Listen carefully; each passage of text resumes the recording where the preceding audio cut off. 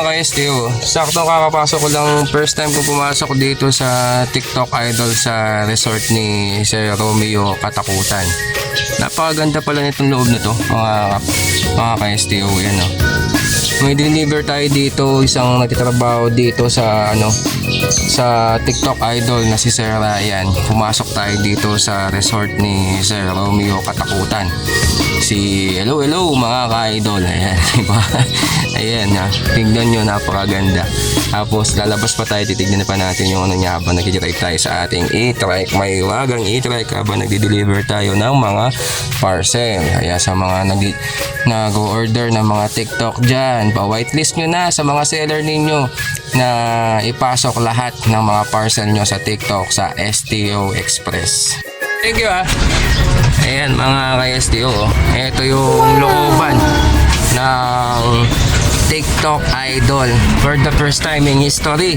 Ngayon lang ako nakapasok dito sa resort ni Sir Romeo Katakutan. Ayan shout out dito sa mga batang to. Ayan.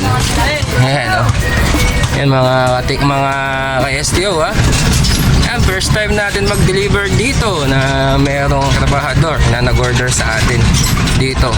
Napakaganda pala nito. Kaya paggabi sigurado maganda talaga dito.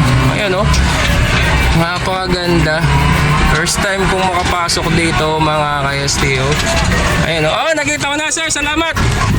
Ayan shout out dito sa mga trabahador. Tapos may dinosaur pa mga ka-STO. Grabe, napakalaking dinosaur. First time ko makakita ng dinosaur na ganyan.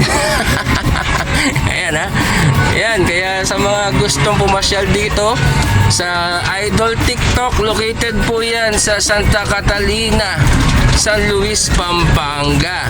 Ayan, sigurado na hindi ka dito, napakaganda at napakasaya at mabubusog ka dito. Maraming tilapia na ipapakain sa'yo si Sir Romeo Katakutan.